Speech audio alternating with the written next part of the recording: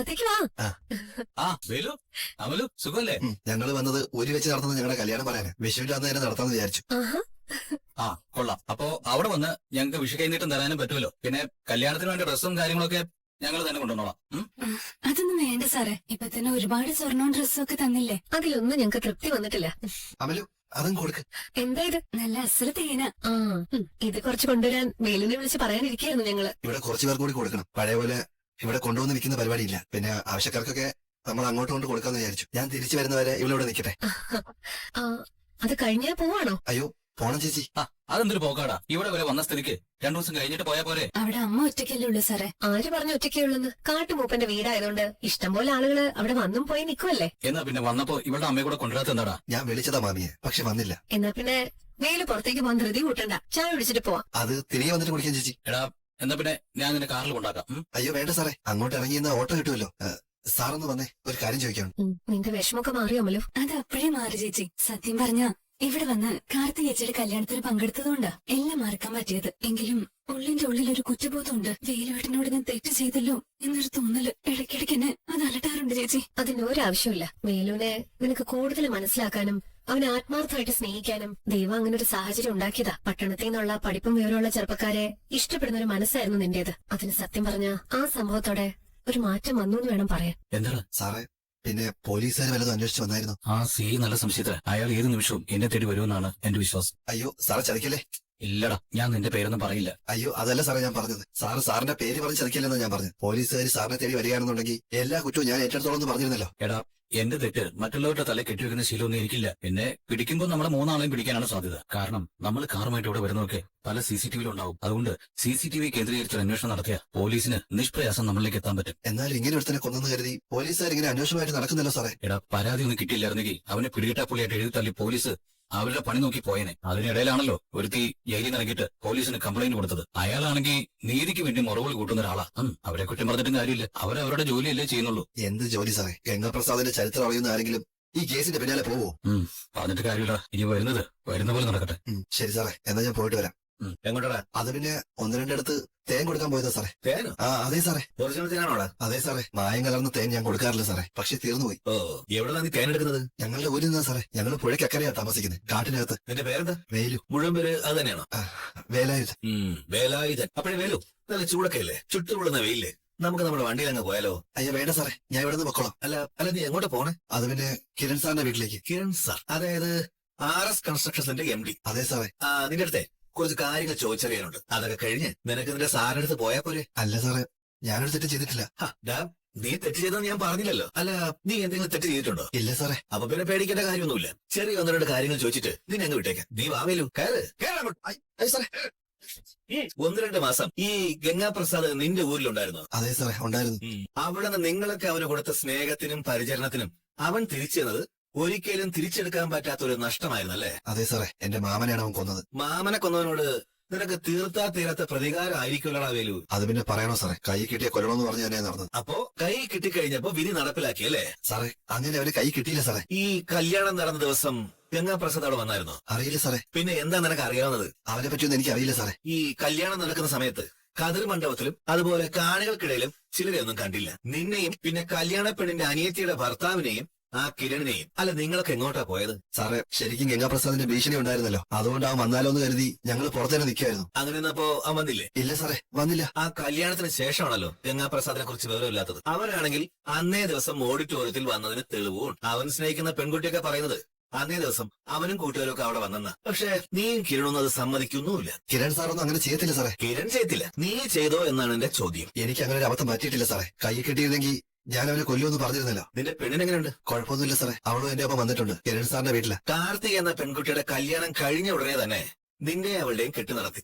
നടത്തി. അതെന്താ പെട്ടെന്ന് അങ്ങനെ ഒരു ചടങ്ങ് നടത്തിയത്? നിന്റെ ഊരിൽ വെച്ച് നടത്തിയ പോലായിരുന്നോ? ഗംഗാപ്രസാദ് അവളെ സങ്കടപ്പെടുത്തിയതിനു ശേഷം അവൾ ആകെ സങ്കടത്തിലായിരുന്നു. അതൊക്കെ മാറിയത് കാർത്തിക ചേച്ചിയുടെ കല്യാണത്തിന് പങ്കെടുത്ത ശേഷമാണ്. പിന്നെ ഞങ്ങളുടെ താലികെട്ടൊക്കെ നടത്തിയ ശേഷം തിരികെ ഊരിലേക്ക് പറഞ്ഞു വിടുകയായിരുന്നു കിരൺ സാർ. ഇനി വിശാലമായിട്ടൊരു കല്യാണം ഉണ്ട് സാറേ ഈ വേടത്തിൽ. ശരി നീ പൊക്കെ.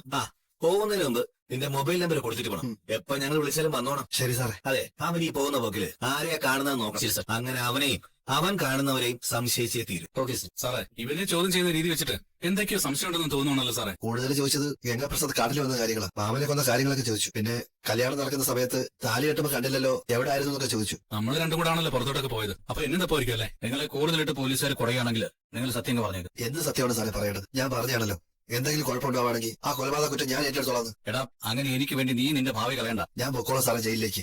എനിക്കതിന് മടിയൊന്നുമില്ല. നിങ്ങളുടെ എല്ലാവരുടെയും സ്നേഹത്തിന് നന്ദി. പക്ഷെ ഞാൻ ചെയ്ത തെറ്റിന് നിങ്ങൾ ശിക്ഷിക്കപ്പെടേണ്ട കാര്യം എന്താ? സാറേ എന്റെ മാമനെ കൊന്നവനാ ഗംഗാപ്രസാദ്. അതുപോലെ തന്നെ എന്നെ വിഷമിപ്പിച്ചുകൊണ്ട് എന്റെ അമലൂരി ചതിച്ചവനാ. അവനെ പോലെ ഒരുത്തനെ കൊല്ലാൻ വേണ്ടി കച്ച കെട്ടി ഇറങ്ങിയവനാ ഞാൻ. അവനെ കണ്ണിപ്പെട്ടിരുന്നെങ്കിൽ ഞാൻ അവനെ കൊന്നേനെ. അങ്ങനെയാണെങ്കിൽ ഞാൻ അകത്ത് പോകത്തില്ലായിരുന്നു സാറേ. എടാ, ഇവിടെ നമുക്ക് അബദ്ധം പറ്റിയത് നമ്മൾ അവന്റെ ബോഡി മറവ് ചെയ്ത് തന്നെയാ. ആ സമയത്ത് പോലീസിനെ ഇൻഫോം ചെയ്തിരുന്നെങ്കിൽ നമുക്ക് എങ്ങനെയെങ്കിലും രക്ഷപ്പെടാമായിരുന്നു. പിന്നെ കല്യാണം ബഹളമൊക്കെ ആയതുകൊണ്ട് അത് അങ്ങനെ അങ്ങ് പോട്ടെ എന്ന് കരുതി. അവൻ എന്തോരം കൊലപാതകങ്ങൾ നടത്തിയിട്ടുള്ള കൂട്ടത്തില. പിന്നത്തെ പോലീസുകാർ അവന്റെ പേരിൽ ഇത്ര അന്വേഷണമൊക്കെ നടത്തുന്നത്. അവർക്ക് അവരുടെ ജോലി ചെയ്തേ പറ്റൂ രതീഷ്. സ്റ്റെഫി ജയിൽ പുള്ളിയാണെങ്കിലും അവൾ കൊടുത്ത കംപ്ലൈന്റ് നിലനിൽക്കാണ്. ആ പോലീസുകാരുടെ കാര്യം പോട്ടെ, അവരുടെ സുഹൃത്തുക്കളൊക്കെ പുറത്തുണ്ട്. അവരെയും നമ്മൾ ഭയക്കണം. അപകടം ഏത് വഴിയിലൂടെ വരുമെന്ന് പറയാൻ പറ്റില്ല. സ്റ്റെഫിക്ക് നഷ്ടപ്പെട്ടത് അവൾ സ്നേഹിച്ച പുരുഷനെയാണ്. ഇന്നത്തെ കാലത്ത് ചില പെൺകുട്ടികളൊക്കെ ക്രിമിനൽ സ്വഭാവമുള്ള ആണുങ്ങളെ ഇഷ്ടപ്പെടുന്ന കൂട്ടത്തില. പിന്നെ അവനെ കാണാൻ ഭംഗിയുണ്ടല്ലോ, അതിലാണല്ലോ അമലൊക്കെ വീണുപോയത്. സാറേ അവനെ തൂക്കിയെടുത്തോണ്ട് പോയ സമയത്ത് നമ്മൾ എല്ലാവരും ശ്രദ്ധിക്കേണ്ടതായിരുന്നു. അവന്റെ തലയിൽ ആഴത്തിലുള്ള മുറിവുണ്ടായിരുന്നു. സാറ് തലക്കടിച്ചൊന്നുമില്ലല്ലോ. ഇല്ല, അവന്റെ നെഞ്ചു നോക്കി ഞാൻ ഇടിച്ചത്. ഏതാണ്ട് ആ സമയത്ത് തന്നെ ഹാർട്ട് നിന്നു പോകുന്ന പരുവത്തിലായിരുന്നു. അവിടുന്ന് നടന്നു പോയവൻ അടുത്ത് കിടന്ന പാറയിൽ തലയിടിച്ചു വീണു. അതോടെ അവൻ പോയി. അതാണ് സംഭവിച്ചത്. ആ പിന്നെ ഒരു കാര്യം ഉറപ്പിച്ചു, ആ CI ഏതാണ്ടൊക്കെ മനസ്സിലാക്കിയിട്ടാ ഓരോരുത്തരായിട്ട് ചോദ്യം ചെയ്യുന്നത്. എന്നാ പിന്നെ രണ്ടിലൊന്നും അറിഞ്ഞിട്ട് ഞാൻ ഊരിലേക്ക് പോയാലോ സാറേ? എടാ, വിഷുവിന് നിന്റെ കല്യാണമല്ലേ, അപ്പൊ അതിന്റെ ഒരുക്കങ്ങളൊക്കെ നടത്തണ്ടേ? 1-2 ദിവസം നീയും അമലും ഞങ്ങൾക്കൊപ്പം താമസിക്കണമെന്ന് ഞങ്ങളുടെ ആഗ്രഹം. അതിൽ കൂടുതലൊന്നും നിനക്ക് പറ്റില്ലല്ലോ. അതുപോലെ തന്നെ നീ കുറ്റമേൽക്കാന്നൊക്കെ പറയുന്നുണ്ടല്ലോ. പ്രതീക്ഷയോടെ കാത്തിരിക്കണം അമലു. അവളാണെങ്കിൽ ആ ഗംഗാപ്രസാദ് കൊടുത്ത ഷോക്കിന്ന് ഇതുവരെ മുക്തയായിട്ടുമില്ല. അതിന്റെ കൂടി ഇനി സാഹസം ഒന്നും കാണിക്കാൻ നിൽക്കണ്ട. എടാ, നിന്നെ എനിക്ക് പേടിയാ. അതുകൊണ്ടാണ് ഞാൻ പറയുന്നത്, ചിലപ്പോ പോലീസ് അന്വേഷണം അവസാന ഘട്ടത്തിലെത്തിയാൽ ഇവൻ പോയി പറഞ്ഞു കൊടുക്കും ഇവനാണ് കൊന്നതെന്ന്. സാറേ, സാറും കല്യാണി ചേച്ചിയൊക്കെ ഞങ്ങളോട് കാണിച്ച സ്നേഹമുണ്ടല്ലോ, അതൊരിക്കലും മറക്കാൻ പറ്റില്ല. എടാ, ഞാൻ നിന്നോട് പറഞ്ഞിട്ടില്ലേ വരൂ. അല്ലറ ചില്ലറ തരികട പരിപാടിയായിട്ട് നടന്നു കഴിഞ്ഞാൽ എന്നെ ഒരു മനുഷ്യനാക്കിയത് സാറും കല്യാണിയും കൂടിയാ. അതുകൊണ്ടാ സാറിന് വേണ്ടി മരിക്കാൻ പോലും മടിയില്ലെന്ന് ഞാൻ പറഞ്ഞത്. എടാ, നിങ്ങൾ ആരും ഒന്നും ചെയ്യണ്ട. ആ CIയുടെ അന്വേഷണം എവിടെ വരെ എത്തിയെന്ന് നമുക്ക് നോക്കാം. അച്ഛന്റെ സ്വാധീനം വെച്ച് അന്വേഷണം അട്ടിമറിക്കാന്ന് വിചാരിച്ച ആ CI കുറച്ച് കുഴപ്പക്കാരനാ. അയാള് മുകളിൽ നിന്ന് ആര് പറഞ്ഞാലും അയാൾ കേൾക്കില്ല. ഇനിയിപ്പോ അയാളുടെ മേൽ പ്രഷർ ഉണ്ടായ അയാൾ അത് മീഡിയാസിൽ വിളിച്ച് പറയും. പിന്നെ അത് കുറച്ചുകൂടി വിവാദമായിട്ട് മാറും. ഒന്നാമത് ഗംഗാപ്രസാദിന്റെ തിരോധനം ഇപ്പൊ സോഷ്യൽ മീഡിയ ഏറ്റെടുത്തിരിക്കുകയാണ്. കള്ളനും കൊലപാതകയ്ക്കും ഒക്കെ ആരാധകരുള്ള കാലമാണിത്. പിന്നെ നമ്മളെന്ത് പറയാനാ? നീ വാ, അമല് കാത്തിരിക്കല്ലേ? എനിക്ക് തേൻ കിട്ടിയില്ല. സാറിനുള്ളത് കൂടി ഞാൻ കല്യാണി ചേച്ചി ഏൽപ്പിച്ചിട്ടുണ്ട്. എടാ, ഇഷ്ടം പോലെ തന്നടാ. എന്നെ ബാക്കി ആവശ്യക്കാരെ കൊടുത്തിട്ട് മടങ്ങുന്ന വഴിയാ ഇവനെ പോലീസുകാർ പിടിച്ചു കൊണ്ടുപോയത്. നീ വാ.